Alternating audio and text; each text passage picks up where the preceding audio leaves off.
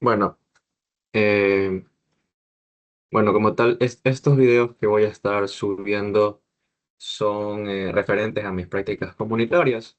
La razón por la cual voy a subir estos videos es más que todo porque siento que podría como tal aportar algo a las personas que encuentran estos videos y bueno, los chicos que me conocen, que yo he sido su ayudante en en lo que ha sido las materias de circuitos eléctricos y en la materia de sistemas de control.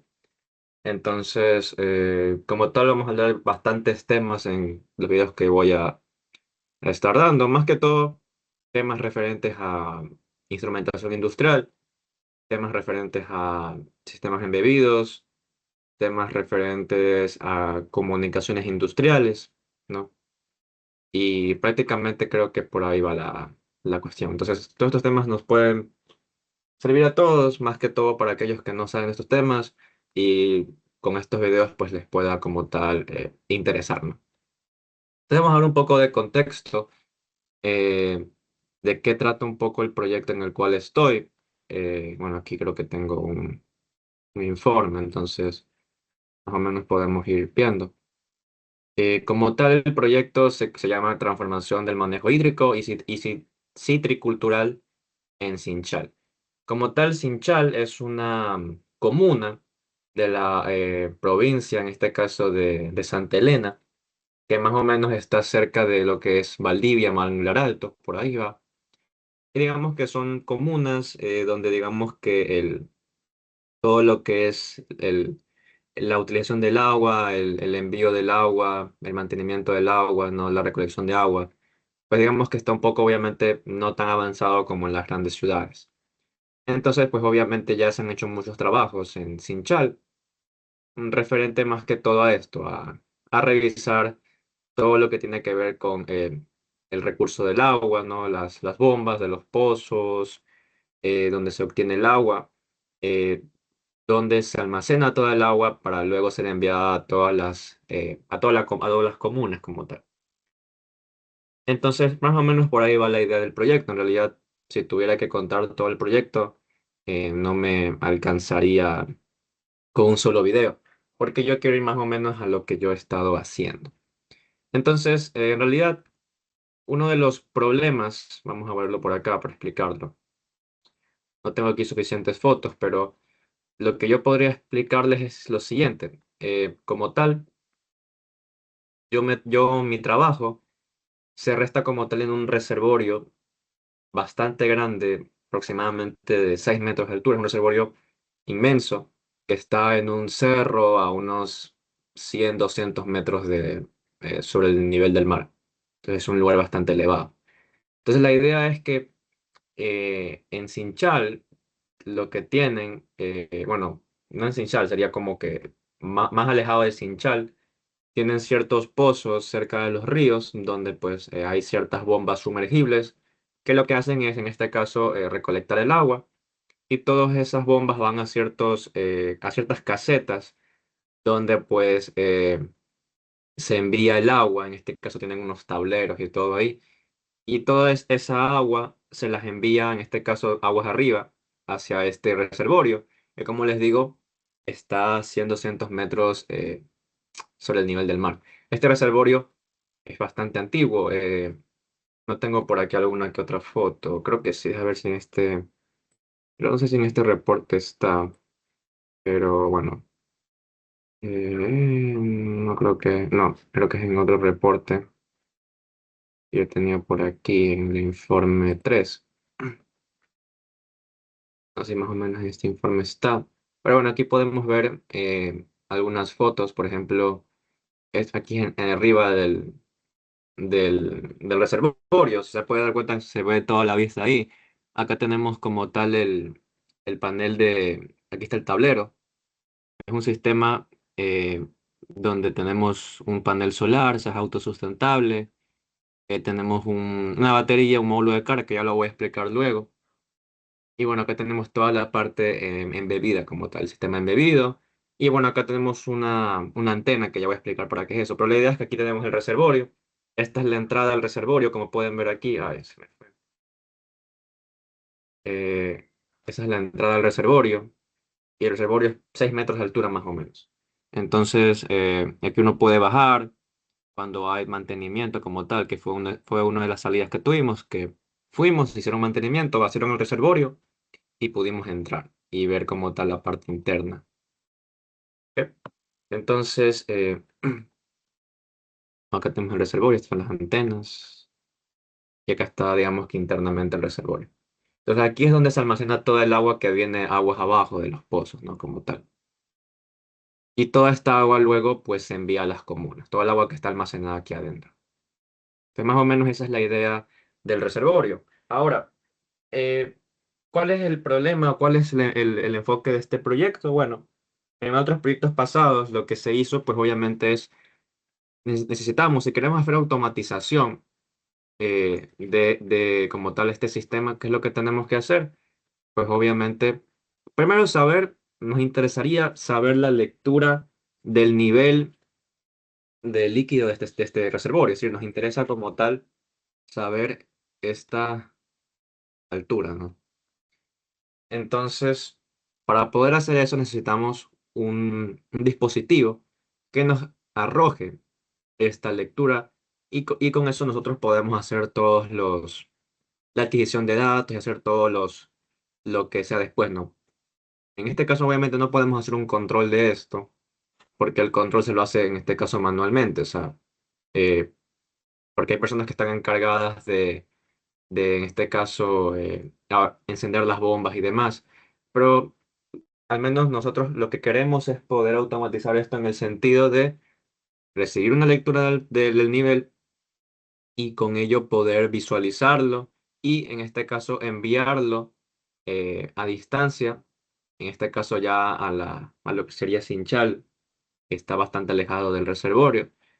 Y ahí pues poder nosotros tener ese dato de altura y poder visualizarlo, por ejemplo, en la nube, con internet. O sea, que yo con mi celular puedo acceder a una dirección y puedo ver el nivel en tiempo real. Asimismo, quisiera tener una base de datos donde yo pueda guardar los distintos valores de nivel y tener, digamos que, un histórico, ¿no? De valores, ¿no?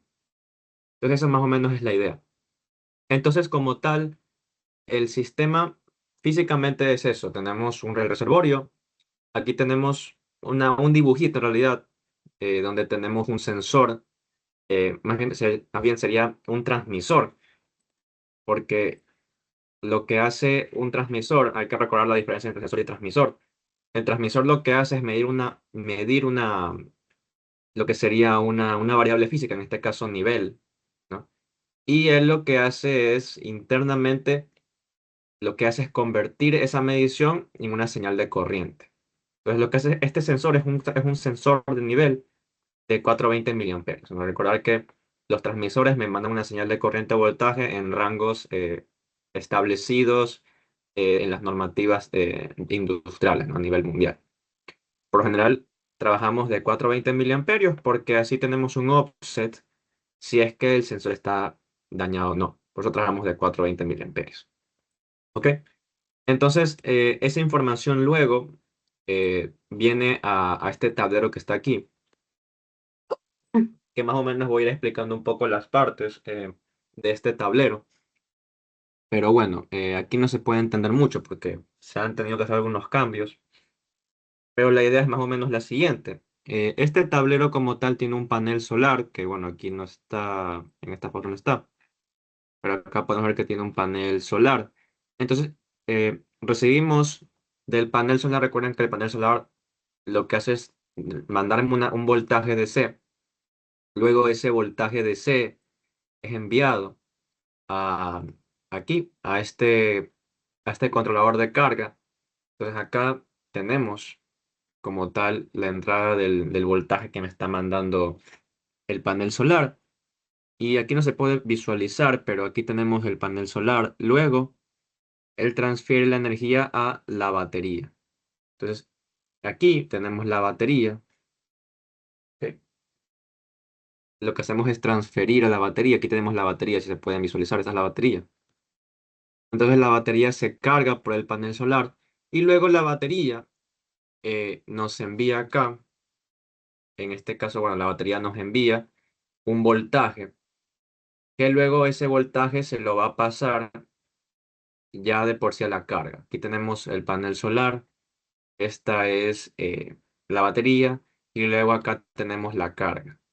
Con estos botoncitos nosotros podemos, por ejemplo, si yo presiono aquí, puedo hacer que haya o no haya voltaje para la carga, asimismo si presiono acá, que haya o no haya voltaje para la batería. ¿Ok? Y bueno, también se puede configurar el voltaje que se quiere recibir. Luego, el voltaje que aparece aquí, más menos, tenemos un voltaje aquí, que la idea sería que con este voltaje nosotros vamos a, primero, energizar el sensor, porque este transmisor de nivel es un transmisor de dos hilos. A ver si me puedo mover bien aquí. Es un transmisor de dos hilos, es decir, que con un hilo yo alimento al sensor. Entonces ahí estoy alimentándolo para que él pueda funcionar. Tiene creo que una alimentación de 12 a 30 y algo voltios, entonces está bien. Y luego acá tenemos la señal de corriente de 4 a 20 miliamperes. Entonces necesitamos alimentarlo, por eso es que aquí, bueno, no se ve, pero este cable que está aquí es la alimentación que viene acá. Ok, si no estoy mal. Sí, es ese que está ahí. Ok. Y en realidad, aquí estoy al revés. Aquí es menos más. Más menos. Aquí es más y aquí es menos. Ahí está. Luego ese voltaje lo enviamos a un convertidor back, un reductor, que lo que estaría haciendo pues es reducirme el voltaje.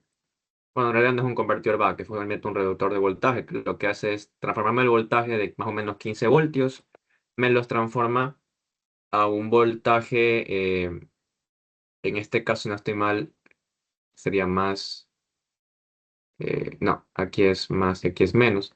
Es un voltaje de 5 voltios, porque ese voltaje lo que hace es energizarme este microcontrolador, que es una Heltec LoRa Wi-Fi, creo que es también Wi-Fi 32 versión 3. Entonces, como tal, Heltec es la empresa que desarrolla este tipo de microcontroladores. LoRa y Wi-Fi, pues obviamente LoRa es la comunicación que ya hablaremos luego, que es una comunicación que en pocas palabras es long range, por eso LoRa. eh, y ya digamos que está integrada, embebida en esta placa. Wi-Fi, porque bueno, también tiene embebido Wi-Fi y Bluetooth. 32 porque está basado en la arquitectura de la SP32. Y bueno, la versión 3 es la versión de hardware que tiene como tal esta placa, ¿no? Entonces esta placa es la que recibiría la señal del sensor y aquí es donde cargaríamos el código, haríamos todo, pues todo lo que tenga que ver con la parte embebida para el funcionamiento al menos de la parte emisora del reservorio. ¿Ok? Entonces eso es más que todo la explicación de todo esto. Ahora, aquí una pregunta importante, es algo bastante de instrumentación industrial, que cuando nosotros queremos medir un sensor por medio de uno de estos microcontroladores, hay que recordar que los microcontroladores para poder medir un sensor tienen algo que se llama un ADC. El ADC es lo que se conoce como un Analog Digital Converter, o sea, un convertidor analógico digital, que lo que hace es recibir una señal analógica y por medio de un circuito que está basado en amplificadores operacionales, lo que nos genera es una digitalización de señal analógica. En otras palabras, lo que nosotros tenemos una señal analógica y lo que nosotros recibimos en sí es una señal digitalizada, ¿no? Hoy obviamente ahí hay unos conceptos de la materia de control avanzado, que es la cuestión del sample and hold, ¿no? Del zero order holder, todo este tipo de cuestiones de la frecuencia de muestreo y demás, la resolución, que son conceptos que van de esa mano, o sea, tengo una señal analógica y lo que yo hago es digitalizarla, ¿no? Aproximarla por medio de saltos que se lo puede ver como saltos binarios. En realidad, esto nos permite a nosotros tener una cuantificación de la señal analógica y pasar del mundo analógico al mundo digital. Obviamente, la digitalización va a ser mucho mejor dependiendo la resolución del microcontrolador. Si tiene una mayor resolución, por ejemplo, tiene 12 bits, más nos acercamos a aproximarnos a esta señal. Si tiene una resolución mucho menor, pues obviamente estos rectángulos van a ser más espaciados y por lo tanto no estamos capturando toda la dinámica de la señal que obtengamos, ¿no? Y no tendremos como tal un valor acertado de esta.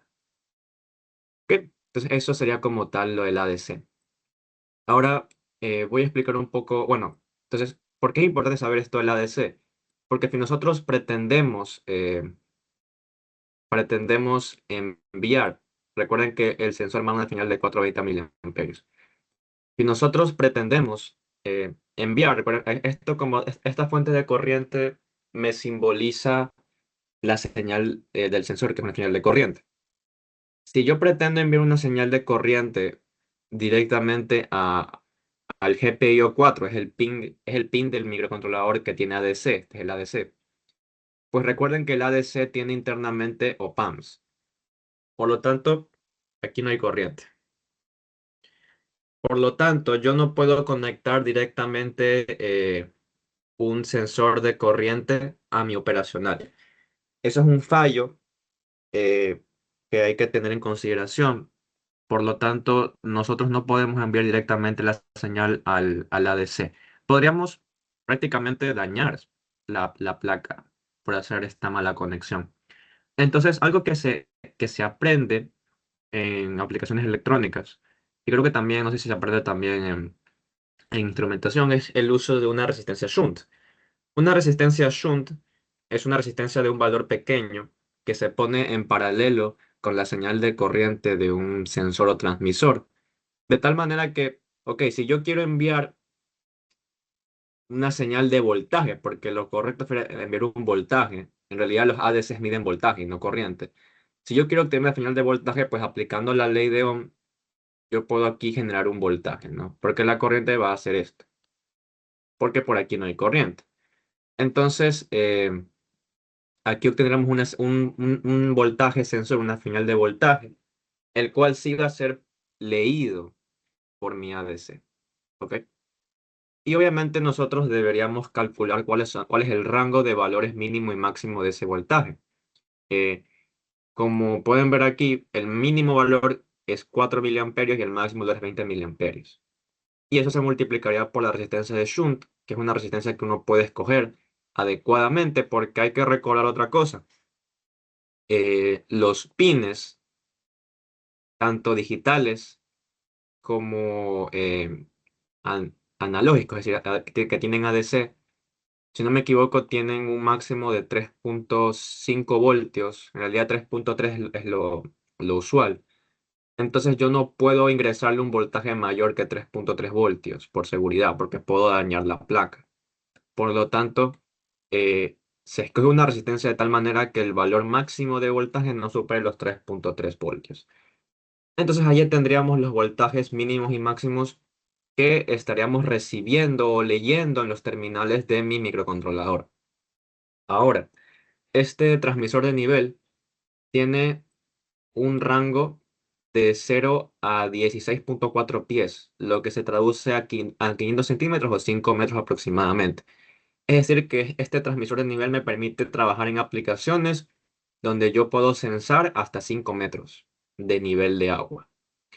¿Eso nos sirve en esta aplicación del reservorio? Sí, por lo siguiente.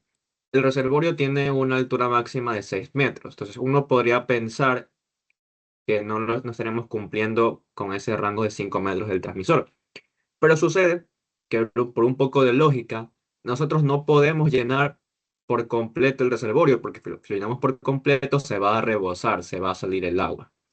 Por lo tanto, tiene que haber una altura máxima o altura de rebose, que según lo que se ha visto en los informes es de 425 centímetros o 4.25 metros aproximadamente. Es decir, que hasta esta altura los operarios permiten que llegue el nivel del agua.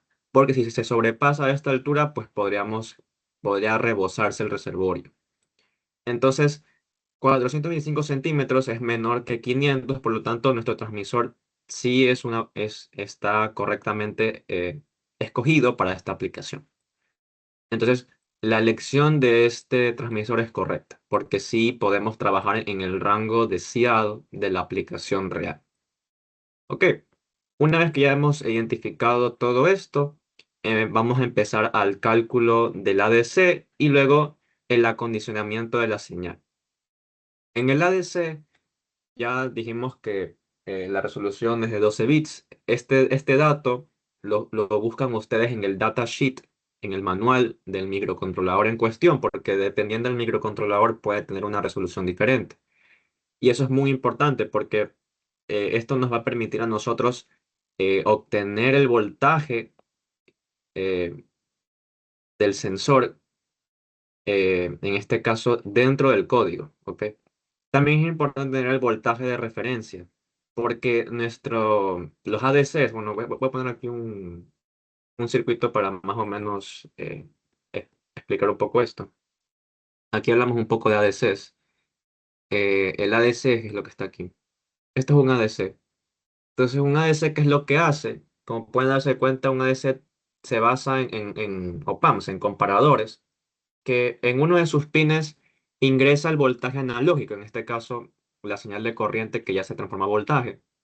Y en los otros pines de los op-amps tenemos unos voltajes de referencia. Esos voltajes me permiten a mí hacer comparaciones de tal manera que luego de estos operacionales yo tengo un voltaje alto o un voltaje bajo, ¿no? Recordando cómo funciona un comparador. Y esos voltajes luego van a un encoder, a un decodificador, de tal manera que me genera un valor de bits en la salida. En otras palabras, yo lo que obtengo de mi ADC es un valor de bits, por eso se llama digitalización. Entonces, yo trabajo con un voltaje de referencia.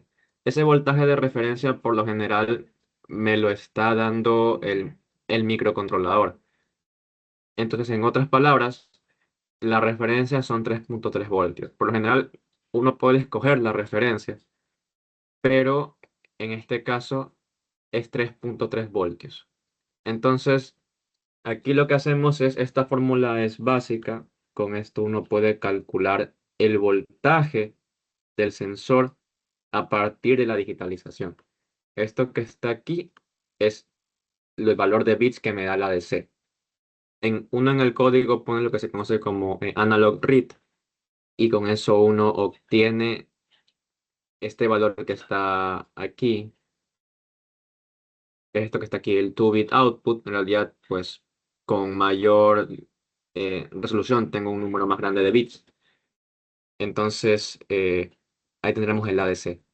Luego lo multiplicamos por esto que está aquí, que es el factor o la resolución de mi sistema, que sería el voltaje de referencia, que a veces en algunos microcontroladores se lo puede ver como voltaje máximo versus voltaje mínimo.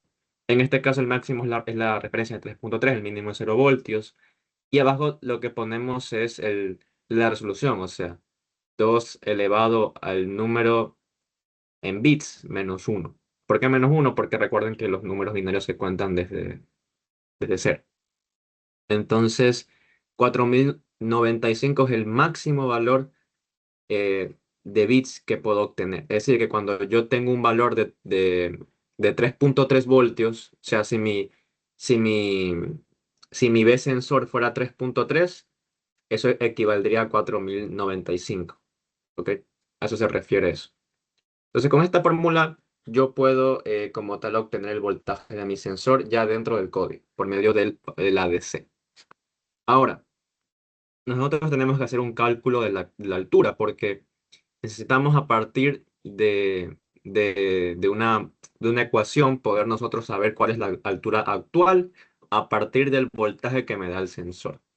Es decir, que con el voltaje que me da el sensor, yo debería hacer un cálculo de la altura actual. Y aquí viene un problema, y es que por lo general muchos sensores tienden a ser lineales y otros tienden a ser no lineales. Así hay muchos ejemplos, como por ejemplo las termocuplas, como por ejemplo otros tipos de sensores, ¿no? Que son no lineales. Lo cual, ¿qué significa? Que no siguen una relación lineal. eh, Por lo tanto, ¿eso qué significa? Que en este caso la altura no va a seguir linealmente al voltaje, no hay una relación lineal. Entonces, ahí viene la cuestión de hacer una curva de calibración, que sería de manera experimental medir voltajes con un multímetro, medir voltajes del que me está mandando el sensor y corroborar qué altura me está dando en la vida real. Y así yo puedo coger puntos y esos puntos los puedo, por ejemplo, poner en un Excel y hacer una curva, saber qué curva aproxima el comportamiento de mi sensor. Y ya con esa ecuación matemática podemos calcular la altura. Esa sería más o menos la idea de una curva de calibración. En este caso en particular, como todavía no se ha hecho ese experimento, lo que estamos manejándonos es con una aproximación lineal, que en este caso se basa en una regla de tres. Con una regla de tres yo puedo obtener una ecuación matemática con la cual yo puedo calcular la altura actual de mi reservorio. Entonces, ¿cómo se efectúa esta regla de tres? Sencillo. Tenemos que primero tener dos datos. Yo sé que mi sensor máximo trabaja de 0 hasta 5 metros. Y esos 5 metros equivalen, según lo que calculamos, a 3 voltios, según la resistencia de Shunt. Entonces, ese dato me sirve porque yo sé que ese valor sí o sí me lo va a tener que dar mi sensor. En realidad, de todos los valores posibles, yo solo conozco dos, el mínimo y el máximo. Y bueno, luego tenemos que la altura actual, que es lo que es nuestra incógnita, va a depender del voltaje actual. Entonces, yo conozco esto, también conozco esto porque esto lo obtengo del ADC, lo obtengo de esta fórmula que está aquí. Entonces, en pocas palabras, ya tengo todo. Y yo puedo hacer una regla de tres, lo cual me quedaría así.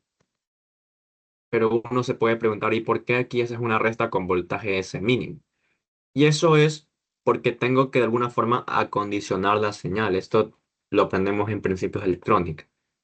Si yo no pongo este BS mínimo aquí, yo no estoy eh, acondicionando la señal, poniéndola como que fuera es como una especie de traslado de ejes. Si yo no hago esto, yo no voy a tener una correcta, digamos que, interpretación de los datos. ¿A qué me refiero con esto? Por ejemplo, si yo obtengo en BS el voltaje mínimo, que es 0,6 voltios, yo quisiera obtener a partir de ese 0,6 voltios 0 centímetros. Quiero una altura de cero.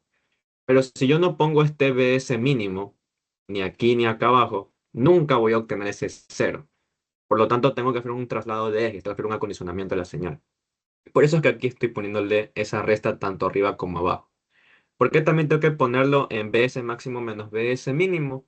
Porque así mismo, si yo no hago esa resta, no voy a poder obtener la altura actual, la altura máxima cuando reemplace en BS por 3 voltios. ¿Ok?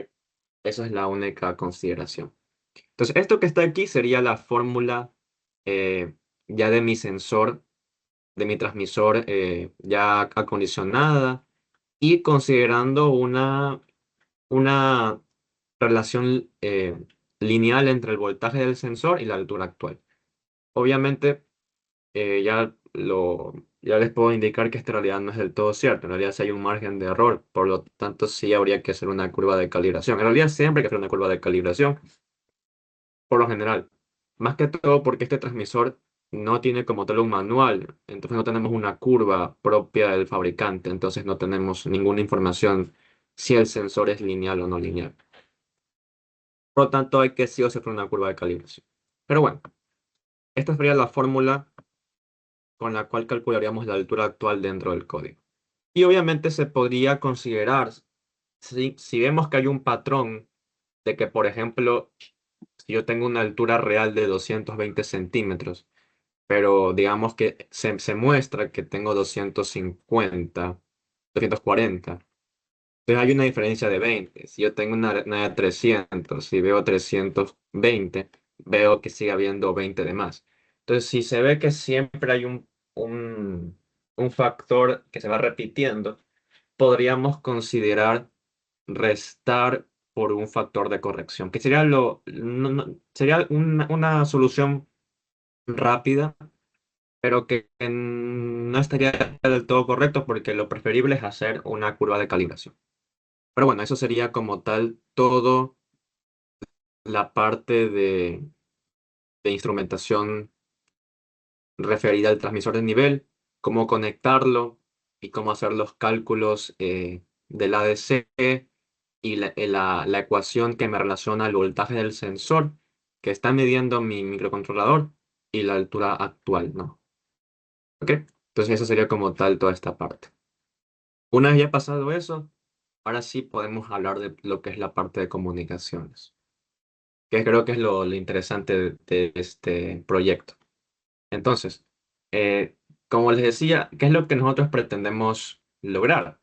Una vez que ya tenemos esa altura ya calculada de manera correcta, lo que hacemos es dentro del código eh, trabajar con unas librerías que ya, bueno, ya son parte del código, parte, digamos que del microcontrolador.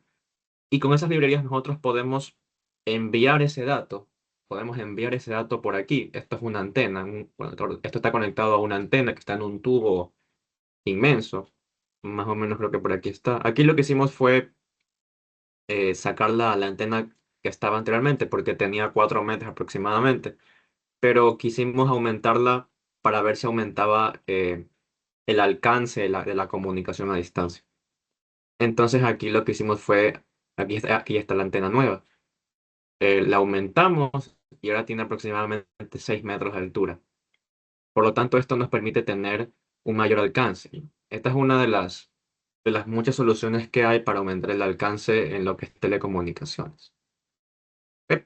Entonces, eso es más o menos la idea. Tenemos esa antena y, eh, y lo que hacemos es enviar el dato, lo convertimos en un paquete. Aquí iría un paquete de datos. Y ese paquete de datos se lo envía por medio de un protocolo que se llama LoRa.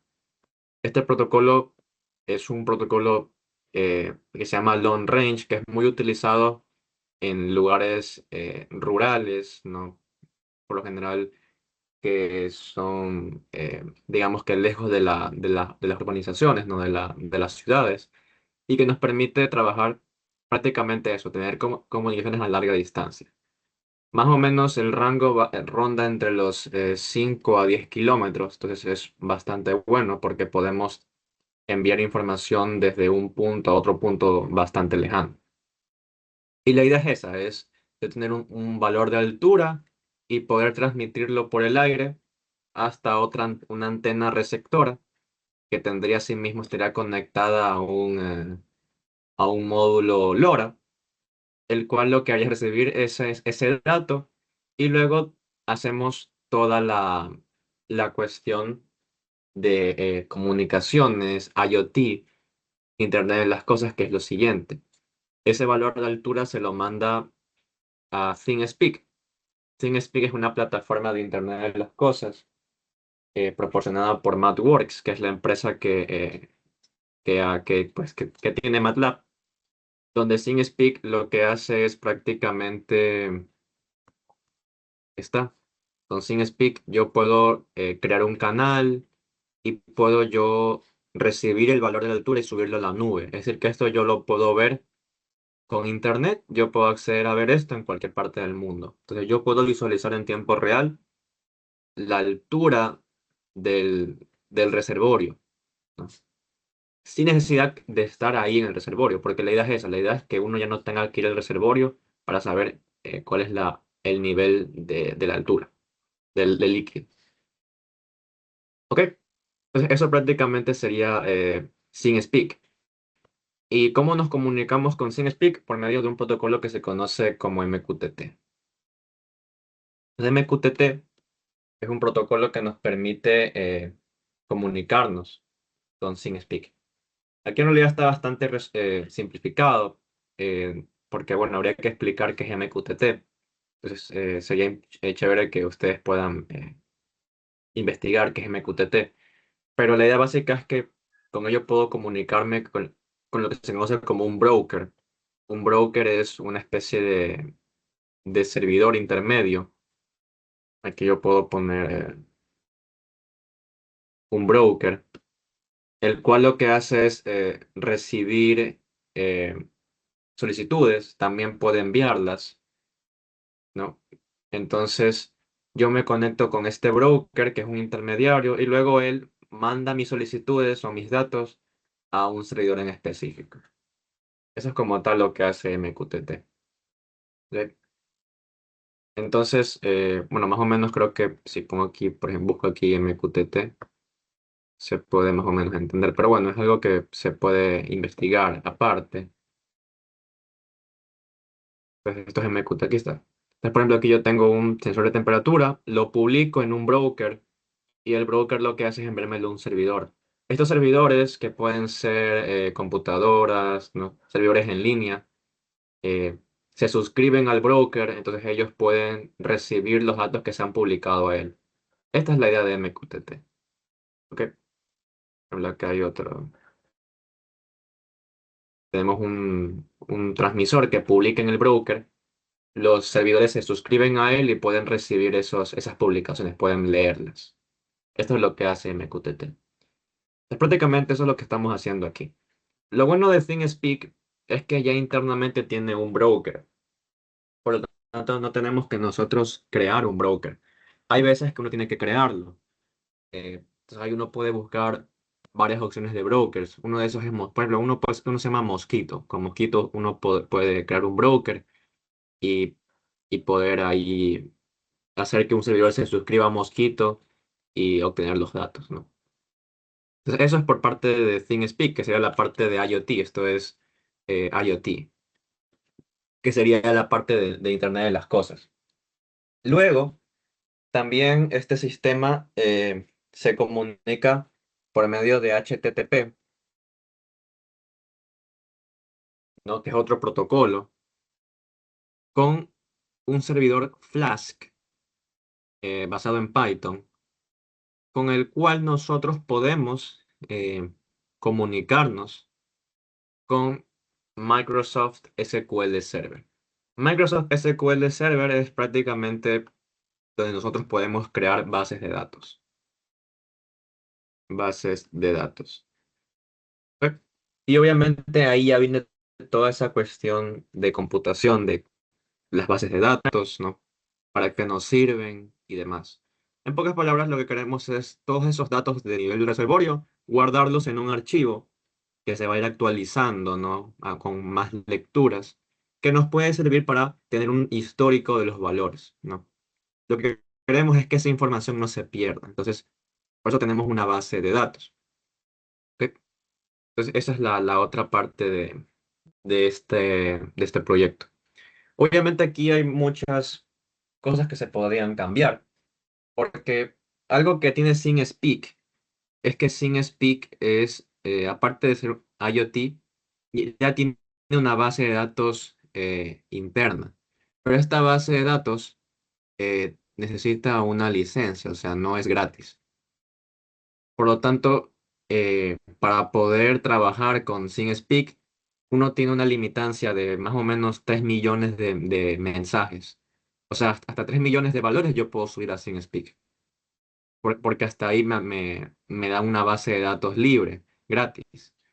Si no tengo licencias, o si no pago mensualmente, no puedo tener un envío ilimitado, ¿no? Entonces esa es una de las desventajas de SyncSpeak. Eh, y si se dan cuenta es un poco redundante porque aquí tengo una base de datos y acá también tengo una base de datos. Y esta base de datos es local. Por lo general, aquí lo que estamos teniendo es un servidor SQL que está dentro de una computadora. O, por ejemplo, puede ser también una Raspberry que tenga MySQL. Entonces, crearíamos una base de datos local, una base de datos que únicamente nos estaría ocupando espacio en el computador, pero no en la nube. Por lo tanto, no tendríamos que pagar prácticamente nada. ¿Ok? Entonces, una opción que podría hacerse es no utilizar ThingSpeak y usar, por ejemplo, Grafana, que nos permite, es algo muy útil para hacer sistemas SCADA, que lo que podríamos hacer es que Grafana se conecte con SQL Server por medio de una comunicación, creo que también es HTTP o TCP, no me acuerdo cuál es. Pero bueno, hay una comunicación, entonces Grafana accede a la base de datos local y aquí yo puedo tener toda la cuestión de IoT, es decir, yo puedo ver gráficos y demás, ¿no? Entonces esa sería un- una segunda opción. Otra acción que también podríamos gustar es para no tener que utilizar SingSpeak, podríamos utilizar, como le digo, podríamos utilizar por MQTT, utilizamos Mosquito, si no estoy mal, creo que se necesita Mosquito, y con esto nos comunicamos con Node-RED, si no estoy mal. Aunque no me acuerdo si se puede hacer directamente de MQTT a Node-RED. Pero bueno, la idea sería que con Node-RED nosotros podríamos obtener los datos y con Node-RED yo puedo hacer dashboards. O sea, también puedo tener los grafiquitos donde yo puedo ver el nivel y demás, ¿no? Por medio de algo que se llama ngrok, yo puedo tener esto en la nube, o sea, puedo tenerlo en cualquier parte del mundo. ¿Sí? Entonces, esa es otra alternativa también que se puede tener para este proyecto y que también ustedes las podrían pensar para aplicaciones. Por ejemplo, en la materia de SCADA, ¿no? Comunicaciones industriales. Todas estas herramientas uno las va aprendiendo dependiendo el proyecto que tiene y así nacen, digamos que proyectos, porque uno va probando con cositas y va viendo, ¿no? Entonces, por ejemplo, eh, como digo, Mosquito es un broker que se puede utilizar. También, como digo, está Node-RED, que es un entorno de programación, bastante utilizado también por la parte de IoT.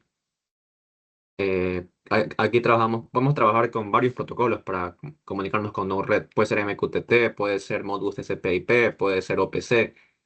Hay muchos protocolos. Podemos también trabajar con bases de datos, MySQL, Azure, o sea, hay muchas cosas que se pueden hacer aquí. Y bueno, está ngrok, que nos permite tener un enlace, o sea, es como que nos permite tener un servidor en la nube, como tal.